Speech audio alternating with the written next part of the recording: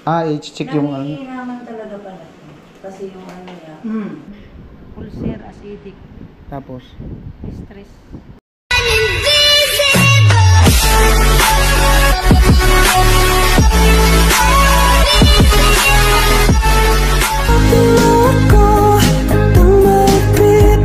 Yo, what's up? Good morning. At ayan, naandito ako sa sa parking, nagparking ako ng motor dito sa hospital. At kasi niyaya ako ni Kuya Da na sumunod daw kasi sila Badit pumunta dito ng hospital, bali parang magpapacheck up yata ka Badit. Kasi nga ay daw parang laging sumasakit yung tiyan. At kasi nanghihina, di makaayos ng kain. Ayan po, bali na dito kami sa hospital na. At nandito din pala sila Ate Jenny. Ayan. Anong balita kay Badit eh? Ano daw? Ulcer, acidic. Tapos? Stress. Stress? Ang dami daw iniisip. Hindi ko alam kung anong iniisip. Anong sabi ng doktor? Yun nga, dapat daw hindi maano sa stress. Hindi mo? Pag palang isang tao stress, nadadala yung pala yung mga ganyan. Yung iba, marami talang nababaliw sa ganyan.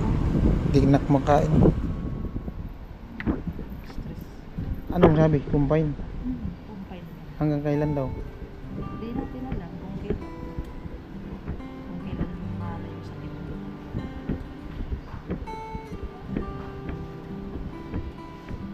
Kumpain. Ayan po, update lang naman to sa dito kay Badit. Kumpain daw. Anong bibilin mo? Tara, sama tayo. Sino pakainin mo? Si Badit. Bibili ng pagkain. Ang nandun si nanay tapos si Ate Jenny, Ate si Kudada at si Kuya. Ano sabi naman? I-admit daw. Bali nilipat na dun sa room. Yan na daw, kumpain. Bali kanina, dinaan, naswiruhan. Siniruhan Siniruhan si Badit kasi nga hindi siya makakain ng maayos.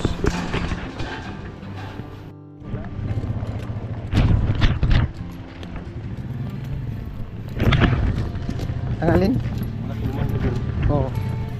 Bali sila kanina maaga pang umalis na una sila, tapos niyaya ako ni Kuya Da sumunod daw para malaman niya daw kung anong nangyari. At ayan, punta lang kami dun sa kantin, bibili daw ng tubig. Ayan, busog na ako. Ayan po, update natin si Badit sa loob.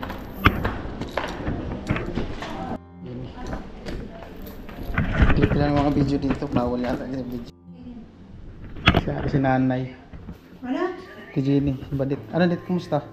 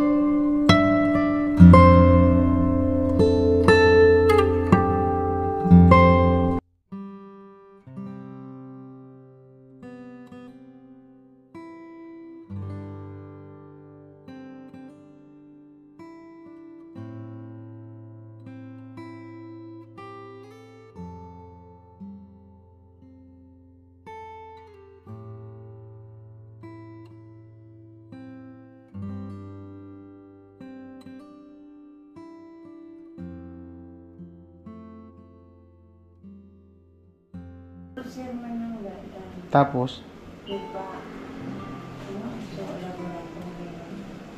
I-check yung naman talaga pala. Kasi yung ano niya, parang may business. yung bituka niya. Pag kumakain kasi siya ng marami, yung nagbo-bloated yung tiyan niya kasi nga may yung bituka niya. Mahina talaga pala. Mahina. Ate Jenny. Ano dati? Stress, ulcer. Ano kasi iniisip mo dito? Sabi ko, doktor na ganyan. Update lang to dito kay Badit para malaman din natin Yan, tamalubat ano na. yung niya, kalagayan niya dito.